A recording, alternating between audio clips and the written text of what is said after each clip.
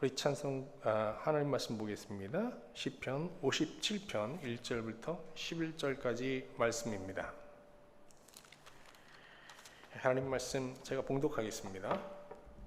하나님이여, 내게 은혜를 베푸소서. 내게 은혜를 베푸소서. 내 영혼이 주께로 피하되 주의 날개 그늘 아래에서 이 재앙들이 지나가기까지 피하리이다. 내가 지존하신 하나님께 부르짖으며 곧 나를 위하여 모든 것을 이루시는 하나님께로다. 그가 하늘에서 보내사 나를 삼키려 하는 자의 비방에서 나를 구원하실지라. 셀라. 하나님이 그의 인자와 진리를 보내시리로다.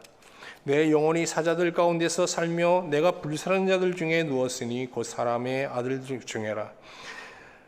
그들의 이는 창과 화살이요 그들의 혀는 날카로운 칼 같도다. 하나님이여, 주는 하늘 위에 높이 들리시며 주의 영광이 온 세계 위에 높아지기를 원하나이다. 그들이 내 걸음을 막으려고 그물을 준비하였으니 내 영혼이 억울하도다. 그들이 내 앞에 웅덩이를 팠으나 자기들이 그 중에 빠졌도다. 셀라. 하나님이여, 내 마음이 확정되었고 내 마음이 확정되었사오니 내가 노래하고 내가 찬송하리이다.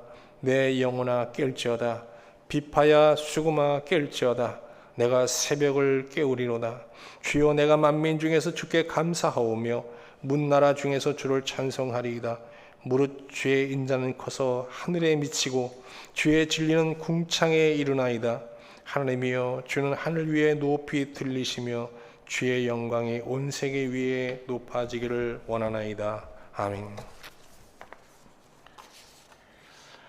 지난주 우리는 시편 34편을 묵상했었죠. 시편 33편은 그 다윗이 블레셋 가드에서 이제 미친 채 하면서 이제 도망하여 아둘람 굴에서 하나님 앞에 엎드려 이제 기도한 내용을 주제로 쓴 시입니다.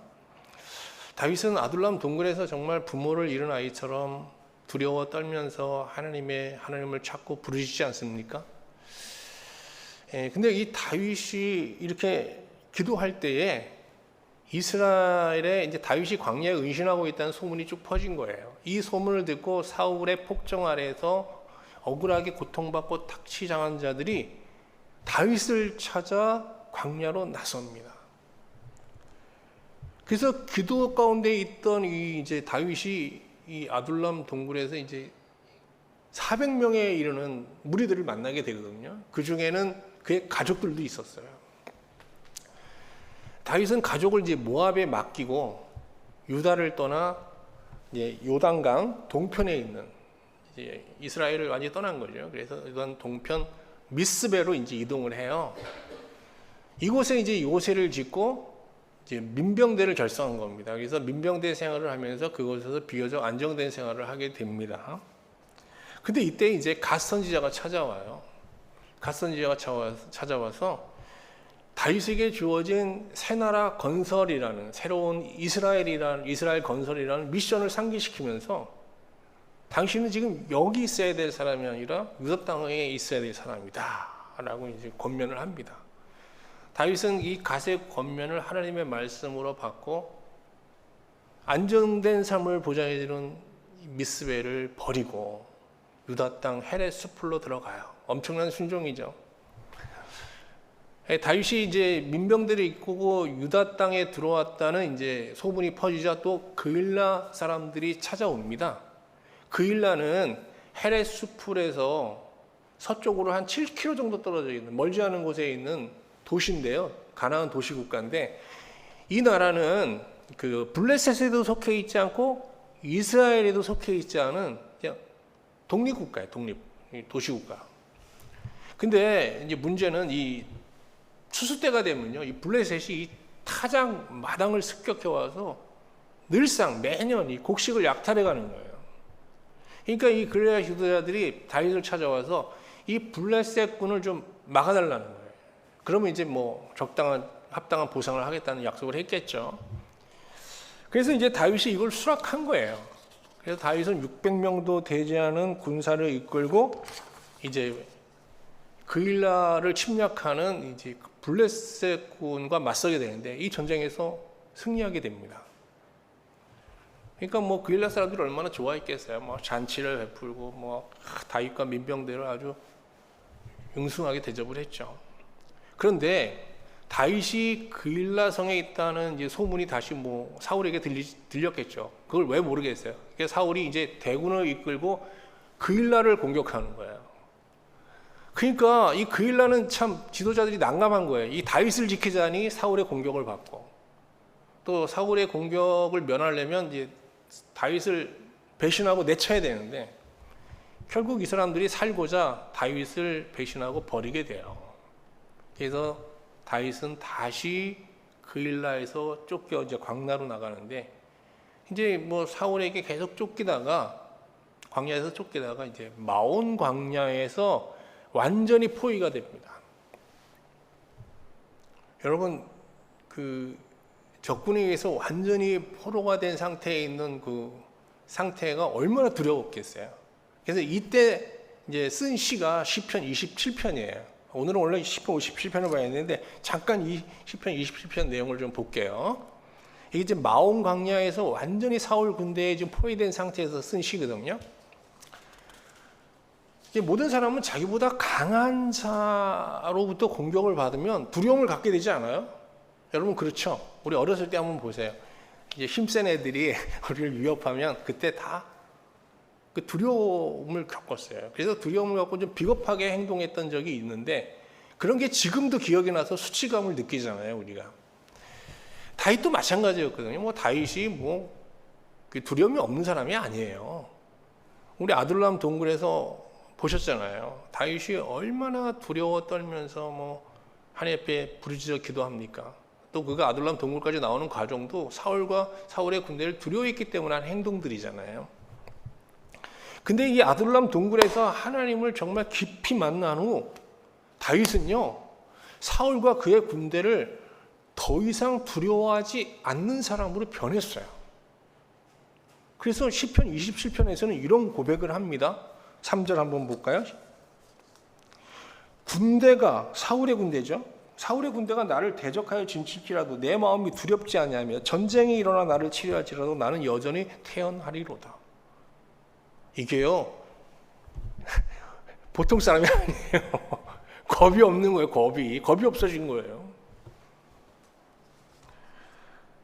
그 다윗이 이렇게 사울의 군대에 포위되어 있는 상태에서도 평상심을 잃지 않았던 것은 자기가 얼마든지 사울의 군대를 이길 수 있다 이런 자신감에서 나온 게 아니고요, 자신의 생명이 하나님의 손 안에 있음을, 하나님이 손이 얼마나 능력의 손이에요, 그 손에 있음을 확신했기 때문이죠.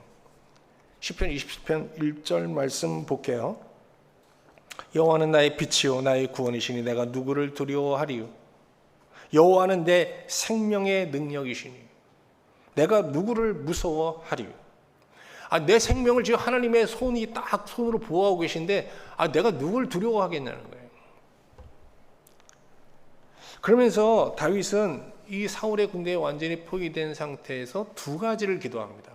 첫 번째는 다 우리가 하는 기도예요. 하나님, 두려움을 왜 없겠어요? 두려움을 이겨내는 거지. 그런데 빨리 이 환난의 때, 이 위기의 상황에서 벗어나 평탄한 길을 가게 해달라는 게 우리 우선적인 기도 아니겠어요? 다윗도 그렇게 기도했어요. 그런데 그런 기도와 함께 우리가 꼭 기억해야 될 또 하나의 기도를 드립니다. 다윗이 뭔가 하면 이 위기 상황을 통해서 하나님의 도를 가르쳐 달라는 거예요. 하나님을 더 깊이 알게 해달라고 기도합니다.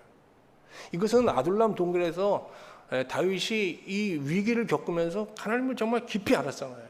그래서 그걸 기억한 거예요. 그래서 이 위기에서도 내가 하나님 날 도와줄 걸 믿습니다. 근데 단순히 날 구원해 주실 뿐 아니라 저를 좀 더 가르쳐 주십시오. 저로 하여금 더 이 신앙의 깊은 세계, 하나님의 더 깊은 은혜를 알게 해 주십시오라고 기도했어요. 이게 이제 다윗의 좀 특별한 면이죠. 시편 27편 10절 11절 볼까요? 내 부모는 나를 벌하시나 여호와는 나를 영접하시리이다. 여호와여. 여기서 보면 하나님께서 자기를 지켜줄 거라는 걸 확신하고 있죠. 그 다음에 보세요. 여호와여 주의 도를 내게 가르치소서. 내 원수를 생각하셔서 평탄한 길로 인도하소서. 이렇게 다윗은 마온 광야에서 자신이 할 바를 다 했겠죠. 그러고 나서 기도했고요. 그리고 기도로 두려움을 물리치면서 하나님의 선한 응답을 기다렸습니다. 기다렸어요. 시편 27편 13절 14절 말씀 볼게요. 내가 산자들의 땅에서 여호와의 선하심을 보게 될 줄을 확실히 믿었도다. 너는 여호와를 기다릴지어다. 강하고 담대하며 여호와를 기다릴지어다. 이렇게 다윗이 기도로 두려움을 물리치면서 이 마온 광야에서 정말 하나님의 도우심을 기다리고 있을 때 놀라운 일이 벌어지게 됩니다. 갑자기 다윗과 다윗의 동역자들을 포위하고 있던 사울과 사울의 군대가 갑자기 퇴각해버린 거예요. 갑자기 그냥 떠나는 거예요. 왜냐하면 사울이 이스라엘 영내를 비웠다는 소문을 듣고 블레셋이 쳐들어간 거예요. 이게 뭐 난리가 난 거예요, 나라가. 그래서 그냥 뭐 생각할 겨를도 없어요. 급히 그냥 군대를 이끌고 다시 이스라엘로 돌아간 겁니다. 그런데 다윗이 이 극적인 구원을 경험하고 나서야 자기가 숨어있던 그 바위에다가요 글자를 하나 새깁니다. 셀라하마 니고라고요. 도망의 바위라는 뜻이에요. 이 바위가 하나님의 은혜라는 뜻이죠. 하나님께서 나를 이렇게 지켜주셨다. 그러면서 시편 27편을 쓴 거예요. 근데 이 시편 27편은 자신이 여기서 받은 은혜를 기억하고 잊지 않기 위해서 쓴 시이기도 하지만 환난 가운데 있는 자들에게 뭔가 좀 중요한 영적인 교훈을 주기 위해서 쓴 시겠죠. 그러면 시편 27편에서 다윗이 환난 당하는 자들에게 주고자 하는 교훈은 뭘까요? 정말 하나님 안에 있는 신자라도 환난을 당하잖아요. 여러 환난을 당하잖아요. 시험을 당하잖아요. 그때 하나님을 신뢰하는 믿음으로, 기도로 두려움부터 물리치자는 거예요. 아니 환난에서 환난을 벗어나달라고 기도하기 전에 두려움부터 물리쳐야 된다는 거예요. 두려움. 그리고 어떻게 해요? 하나님께 평탄한 길을 구하라는 거예요. 아울러 어떻게 하자는 거예요? 이 위기 상황을 통해서 하나님을 더 깊이 아는 기회로 삼자는 거예요. 이것이 이 시편 27편을 통해서 다윗이 환난 당하는 자들에게 주는 권면이고 교훈인 거예요. 여러분 혹시 요즘 어떤 좀 여러분의 힘으로 좀 극복하기 어려운 환난 가운데 있지는 않은가요? 그럼 시편 27편을 묵상하면서요, 이 다윗의 권면을 하나님의 말씀으로, 하나님의 음성으로 받아들일 수 있기를 바랍니다. 그리고 두려움부터 물리치세요. 문제 해결이 중요한 게 아니에요. 두려움부터 물리치는 거예요. 두려움부터. 무엇으로? 하나님을 신뢰하는 마음으로. 그리고 평탄한 길을 구하세요. 그리고 기다리세요. 기다리면서 하나 중요한 게 있잖아요. 이 환난을 통해서 하나님을 더 깊이 알게 해주십시오. 더 하나님과 가까워지게 해주십시오. 그렇게 기도하는 거죠. 자, 이제 시편 57편으로 갈게요. 먼저 표제어부터 한번 볼게요. 57편 표제어. 다윗의 믹담이라는 건 이제 전번에 설명드렸으니까 빼고요. 그 밑에 보면 인도자를 따라 알다스헷에 맞춘 노래 이렇게 돼 있잖아요. 무슨 말인지 모르시겠죠? 알다스헷. 알다스헷이라는 것은 그냥 멸망치 않게 하소서라는 기도 문구예요. 그리고 그 밑에 보면 이 시의 배경이 나오잖아요. 다윗이 사울을 피하여 굴에 있던 때라고 되어 있는데 여기서 굴은요 엔게디 동굴이에요. 아둘람 아닙니다. 아둘람 아니고 엔게디예요. 엔게디. 그러면 다윗이 또 엔게디 동굴에 어떻게 갇히게 됐는지 한번 그 과정을 좀 봐야 되겠죠. 이제 마온 광야에서 극적인 구원을 경험한 다윗은 거처를 엔게디로 옮겼어요. 사무엘상 23장 29절 한번 볼게요. 다윗이 거기서는 마온 광야예요. 마온 광야. 마온 광야에서 올라가서 엔게디 요새에 머무니라 그랬어요. 엔게디는 여러분 사해 아시죠? 요단 저 밑에 있는 사해, 요단강 제일 밑에 있는 사해, 그 사해 서쪽에 근접해 있는 해안 도시예요. 근데 이제 거의 촌락에 있는데요. 다윗이 그 무리들과 함께 머문 곳은 이 촌락은 아니고요. 이 촌락에서 좀 떨어진 광야에, 저도 이제 성지순례 때 가봤는데 이 경사진면에, 이 광야 경사진면에 동굴이 있어요. 동굴. 그다음에 협곡이 약간 있어요. 그리고 거기 오아시스가 있습니다. 엔게디에. 그곳에 이제 머문 거예요. 그곳에. 근데 이제 사울이 다시 마온 광야에서 이제 퇴각했다가 또 다윗이 이제 엔게디 근처에 있다는 정보를 이제 접하게 됩니다. 그래서 또 3,000명의 군사를 이끌고 엔게디를 찾아와 이제 다윗의 행방을 묻죠. 그랬더니 엔게디 사람들이 사울의 보복이 두려워서 다윗이 은신하고 있는 처소로 직접 인도하는 이런 일이 벌어지게 돼요. 우리 사무엘상 24장 1절 볼게요. 사울이 블레셋 사람을 쫓다가 돌아오매 어떤 사람이 그에게 말하여 이르되 보소서 다윗이 엔게디 광야에 있더이다 하니. 그래서 다시 사울의 군대가 이제 다윗이 있는 엔게디 동굴을 완전히 포위해 버린 거예요. 이 마온 광야에서와 비슷한 상황이 또 다시 일어난 거예요. 반복적으로. 우리 다윗은 이때의 상황을 이렇게 회고합니다. 이 57편 4절 말씀 한번 볼게요. 내 영혼이 사자들 가운데서 살며 내가 불사르는 자들 중에 누웠으니 곧 사람의 아들들 중에라. 그들의 이는 창과 화살이요 그들의 혀는 날카로운 칼 같도다.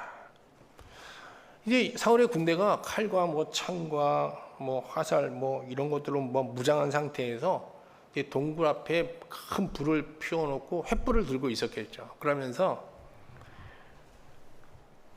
다윗, 네가 당장 지금 나오지 않으면 이 동굴과 협곡을 불바다로 만들겠다 이렇게 건박하는 겁니다. 그리고 다윗의 부하들에게 다윗을 내줘라. 그럼 너희들의 목숨을 살려주겠다. 이렇게 이제 막 협박하는 겁니다. 이런 상황을 이제 이렇게 표현하고 있는 거죠. 자, 여러분 이때 다윗이 어땠을까요? 또 두려워하지 않아요. 다윗이 1절 말씀 보세요. 하나님이여 내게 은혜를 베푸소서. 내게 은혜를 베푸소서. 내 영혼이 주께 피하되 주의 날개 그늘 아래에서 이 재앙들이 지나가기까지 피하리이다. 하나님의 큰 날개 아래에서 이 재앙이 지나가기를 똑같아요. 마온 광야에서처럼 기다리고 있는 거예요. 하나님께서 자신을 구원할 때를 기다리는 거예요. 근데 여기 주의 날개 그늘 아래라고 되어 있잖아요. 이 주의 날개 그늘 아래라는 의미가 뭔가 하면요. 우리가 이제 성막에 보면 하나님 어디 계시는 거예요? 지성소에 계시잖아요. 그럼 지성소에 법궤가 있잖아요. 그럼 법궤 뚜껑 위에는 두 천사가 이렇게 날개를 펴고 있어요. 하나님 그 사이에 계신다고 믿는 거예요. 거기가 하나님의 보좌라고 생각하는 거예요. 이렇게 날개 그늘 아래는 그러니까 어디에? 하나님의 보좌를 뜻하는 거예요. 근데 하나님은 어디 계세요? 하늘 지성소에 계시는 거죠. 하늘 보좌에 계시는 거잖아요.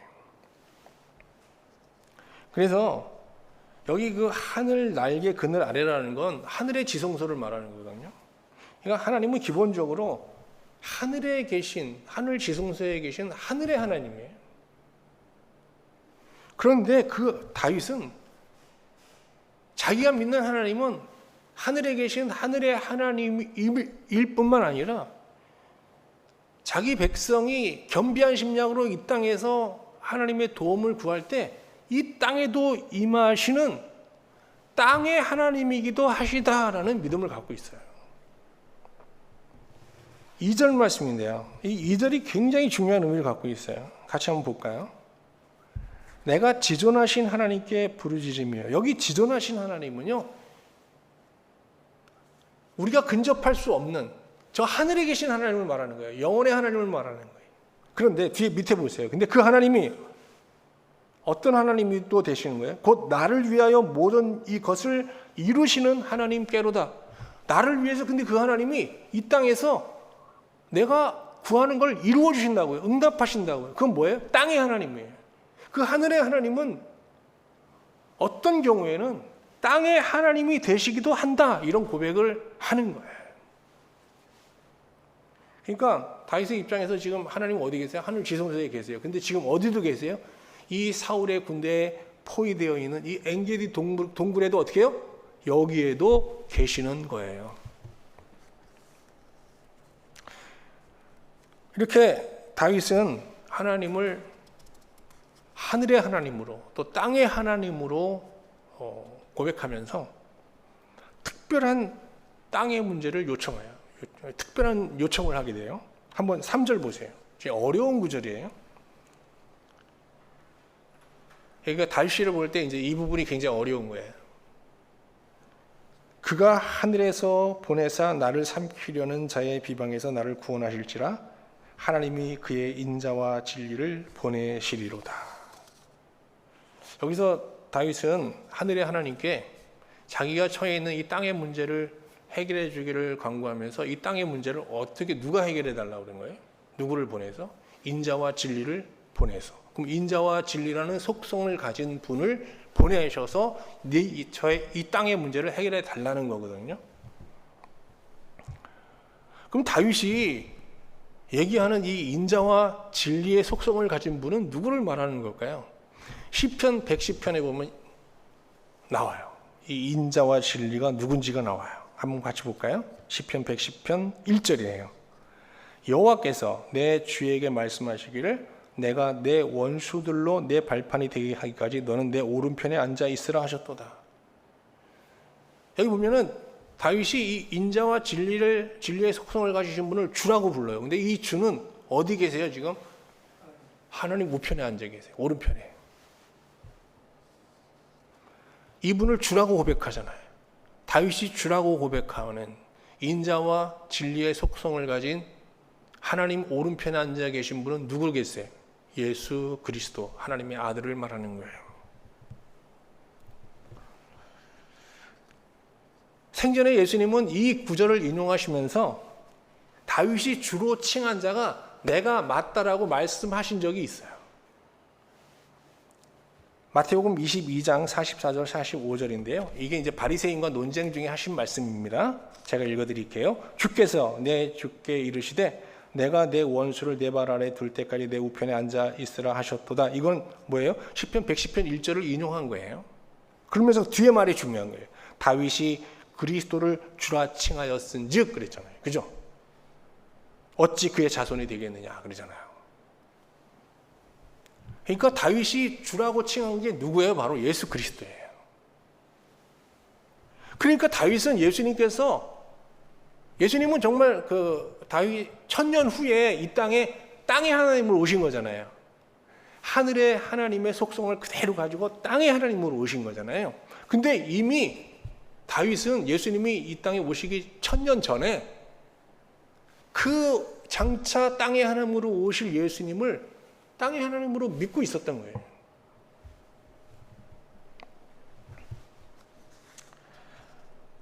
아무튼 다윗의 기도 가운데 이제 기가 막힌 기도 응답을 또 한 번 경험하게 됩니다. 57편 6절이에요. 그들이 내 걸음을 막으려고 그물을 준비하였으니 내 영혼이 억울하도다. 그들이 내 앞에 웅덩이를 팠으니 자기들이 그 중에 빠졌도다. 이게 무슨 말인가 하면요. 이제 사울이 자신을 잡으려고 판 웅덩이에 사울 자신이 빠졌다는 얘기예요.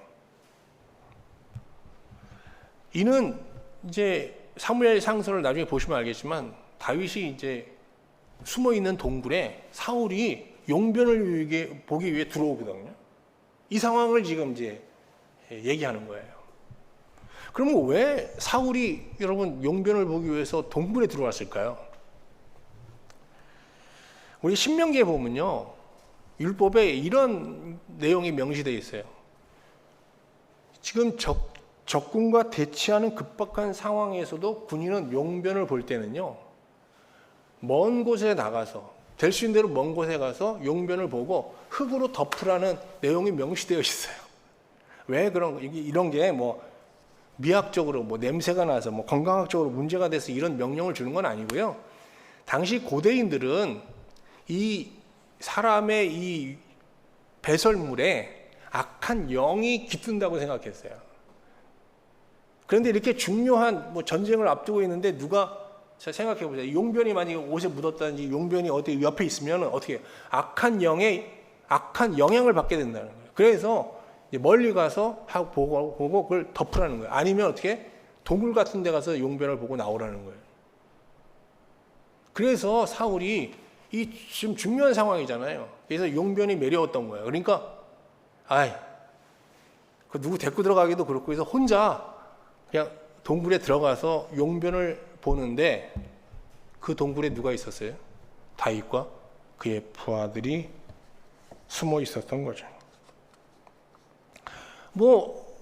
사울이 그냥 바로 자기 앞에 왔으니까 이제 다윗의 부하들이 죽이려고 하지 않았겠어요? 근데 다윗이 말립니다. 그리고 몰래 기어가서 이제 옷을 좀 이렇게 좀 벗어놓고 이렇게 용변을 받겠죠. 아니면 이렇게 늘어뜨리고. 그래서 그 옷자락을 살짝 자른 겁니다. 그리고 이제 용변을 보고 사울이 동굴에서 나가자 바로 다윗이 한 손에 사울의 옷자락을 들고 뒤따라 나옵니다. 그리고 이제 사울 군대로 향해 나아가고 있는 사울을 부르죠. 그리고 이제 자신의 무죄를, 그 한 손에 사울의 옷자락을 들고 자신의 무죄를 변호하는 유명한 연설을 하게 됩니다. 이게 이제 사무엘상 25장에 나와 있는데요. 제가 한번 잘 될지 모르겠지만 이 다윗처럼 한번 한 손에 옷자락을 들고 연설을 한번 해보겠습니다. 옷자락을 갖고 왔어야 되는데 뭘. 자, 사울 왕이시여, 잠시 저를 보십시오. 사울이 보면서 광분했겠죠. 왕이시여, 잠시 진노를 거두시고 제 말을 들어주십시오. 왕은 제가 왕을 해하려고 한다고 하는 사람들의 말을 믿고 지금 군대를 이끌고 저를 잡으러 오셨습니다. 그런데 조금 전 하나님께서 저를 죽이고자 하는 왕을 저의 손에 붙이셨습니다. 제 부하들은 왕을 죽이고자 했지만 저는 이를 막았습니다. 이는 왕은 여호와의 기름 부음을 받은 하나님의 종이심을 잘 알고 있기 때문입니다. 저는 왕이 저를 군 지휘관으로 임명하셨을 때 왕을 정말 아버지처럼 생각하고 왕을 충심으로 모셨습니다. 저는 한 번도 왕을 해하고자 하는 생각을 해본 적이 없습니다. 제 손에 있는 이 왕의 옷자락을 보시고 저의 말을 제발 믿어 주십시오. 여러분, 사울이 다윗의 이 연설을 듣고 어떻게 반응했겠어요? 사울도 인간이잖아요. 사울은 눈물로 자기가 자신의 어리석음을 회개하면서 지금 잡고자 하는 다윗을 눈앞에 둔 상태에서 그를 놓아줍니다. 그리고 다시 영내로 돌아가게 되죠. 다윗은 사울이 돌아가자 엔게디 동굴에서요 부하들과 함께 큰 찬양의 축제를 벌입니다. 7절 말씀 볼까요? 하나님이여, 내 마음이 확정되었고 내 마음이 확정되었사오니 내가 노래하고 내가 찬송하리이다. 내 영광아 깰지어다. 비파야 수금아 깰지어다. 내가 새벽을 깨우리로다. 이렇게 기쁘게 하나님을 찬양하면서, 근데 다윗은 여기 본문에서 보듯이 새 대상을 향해서 깨어나라 깨어나라 깨어나라 외치고 있잖아요. 첫째는 뭐예요? 영광이고요. 둘째는 수금과 비파와 수금, 악기고요. 세 번째는 새벽이잖아요. 이게 무슨 말일까요? 여러분, 영광이라는 건요, 사람들로부터 높임을 받을 때 우리가 경험하는 기쁨이에요. 저도 사람들로부터 이렇게 가끔 추앙을 받았던 적이 있어요. 한때. 그러면 어떻게 돼요? 기쁘잖아요. 그 기쁨을 뭐라고 그러냐? 영광이라고 하는 거예요. 다윗이 영광의 기쁨을 얼마나 크게 느꼈어요. 다윗이 골리앗을 이기고 블레셋 전투에서 백전백승할 때 백성들은 뭐 사울은 천천히요, 다윗은 만만이로도 하면서 막 어마어마한 지지와 추앙을 했거든요. 그때 정말 인간이 받을 수 있는 최고의 영광을 다윗이 한번 받아본 거예요. 20대 초반에. 이런 거 받으면 제정신 안 됩니다, 여러분. 사람이 돌아버립니다. 근데 엔게디에서 하나님의 구원을 경험한 후 다윗이 얘기하는 거예요. 다윗, 너 정신 차려. 그 영광은 네가 받을 게 아니라 모두 다 하나님이 받으셔야 될 영광이야. 앞으로 넌 어떤 경우에도 그 영광을 받아서는 안 되고 거부하며 그 영광을 다 하나님께 돌려야 돼라고 자기 영혼을 향해서 외치고 있는 거예요. 그러면서 뭐라고 그래요? 영혼아 깨어나라 라고 외치고 있는 거예요. 자, 그 다음에 비파와 수금을 향해서 깨라고 하는데, 이는 악기를 가지고 막 우리가 이제 그냥 음성으로 막 우리의 목소리로 막 하나님을 찬양하는데 한계가 있어서 이제 비파와 수금을 갖고 찬양하는 거잖아요. 근데 뭔가 아쉬움, 이 하나님에 대한 감사와 기쁨을 다 표현하는데 이 악기가 제대로 다 표현하지 못한다는 이 아쉬움을 표현하는 거예요. 이런 거죠. 하나님을 찬양하는데 왜 악기가 이거밖에 안 돼, 이런 뜻이죠. 그리고 새벽을 향해 또 깨어나라고 하는데, 이것은 하나님을 찬양하고 감사하는 데 있어서 하루라는 시간이 너무 부족하다는 고백이겠죠. 그런데 이렇게 막 찬양의 축제를 벌일 때 다윗은 예수 그리스도의 두 속성, 이 인자와 진리를 더 깊이 경험하고 깨닫게 돼요. 그래서 이렇게 표현합니다. 10절 보세요. 무릇 주의 인자는 커서 하늘에 미치고. 이게 좀 번역이 조금 좀 아쉬운데 하늘처럼 넓다는 거예요. 이게 어마어마하게 넓은 거예요. 놀라는 거예요. 그리고 어떻게 해요? 그가 가진 진리는 저 궁창, 이거 하늘 위에 궁창이 있는 거예요. 삼층천이라는 게 있잖아요. 그보다 더 높다는 뜻이에요. 하늘 위에 있는 하늘보다 더 높다, 이런 뜻이에요. 자, 우리가 이제 사랑에 목마른 우리는 작은 사랑을 딱 경험하면서도 어떻게 눈물을 흘리잖아요. 저도 사랑에 약해요. 뭐 좀 사랑, 진정한 사랑 얘기를 들으면 저도 모르게 눈물이 눈에서 눈물이 흘러요. 그리고 진리에 이제 굶주린 우리는 조그만 진리를 알아도 어떻게 해요? 무릎을 치잖아요. 유레카하면서 막 기뻐하잖아요. 근데 다윗은 이 엔게디에서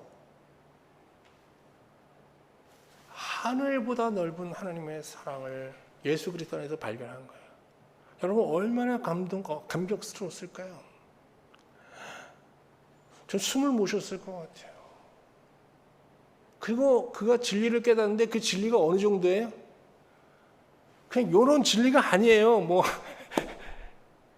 저 하늘보다 높은, 궁창보다 높은 진리를 깨달은 거예요. 다 깨닫지는 않았지만 본 거겠죠. 얼마나 놀랍겠어요.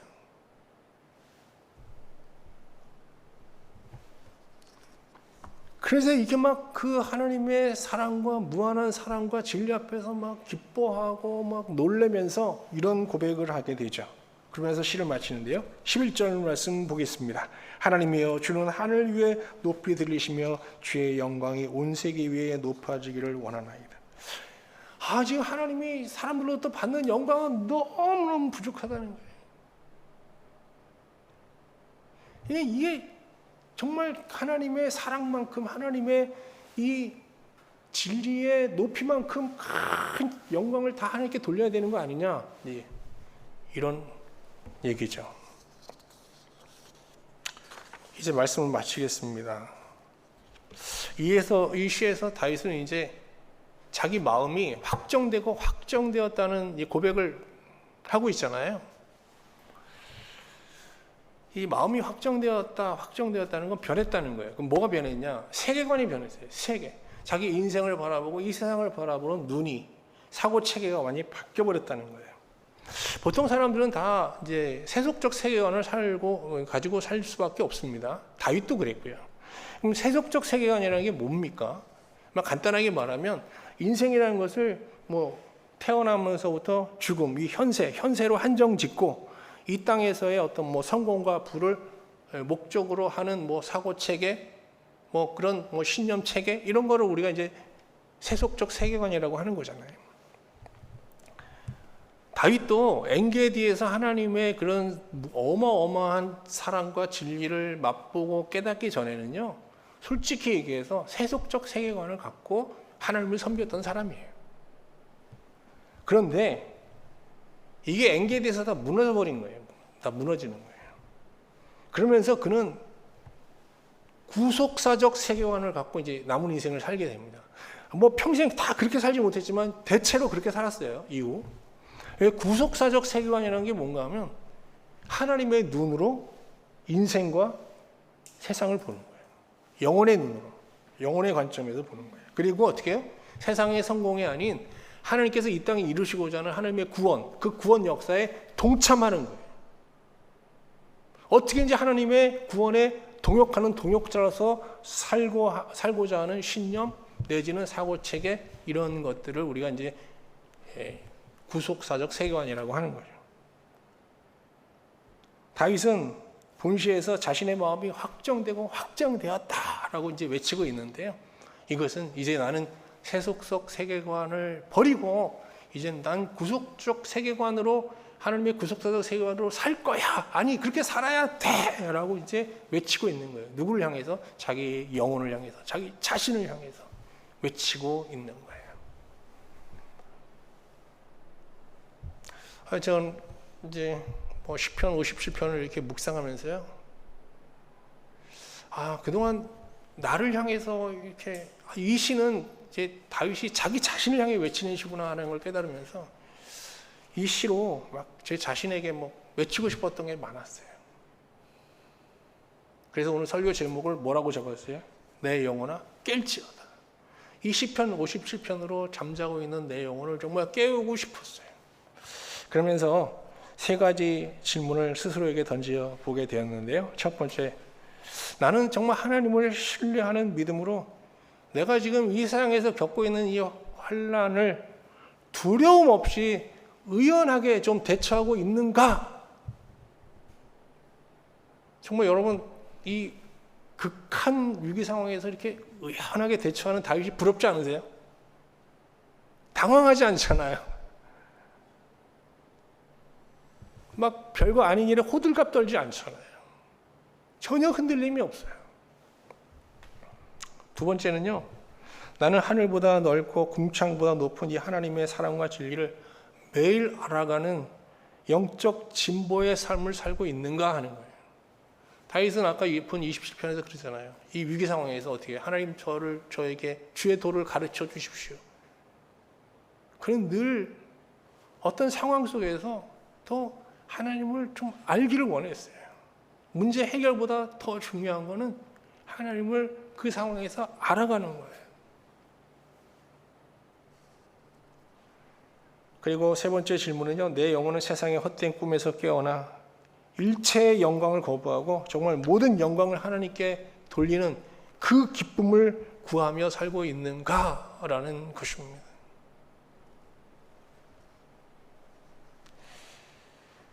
제가 하나님께 앞으로 크게 무슨 일을 통해서 영광을 돌릴 만한 능력은 없는 사람이지만 제가 그냥 하나님을 높여드리는 그 영광은 일이 아니라 마음으로는 정말 높은 하늘에 닿을 만큼 높게 영광을 하나님께 돌릴 수는 있잖아요. 우리가 그런 마음으로 살아야 되겠다는 생각을 하게 됩니다.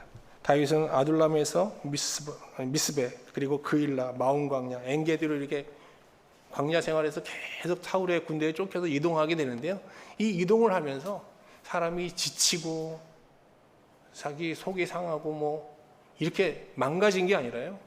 이런 광야에서 참 이렇게 고단한 삶을 살면서 사울의 군대에 취업장하는 이 고단한 상황에서 그의 영혼은 점점 더 성숙해지고 있었고 좀 더 하나님과 더 가까워지고 있었고 그의 세계관은 이제 점점 하나님의 눈으로 세상을 보는 그런 세계관으로, 영속적이고 구속사적인 세계관으로 변하고 있었어요.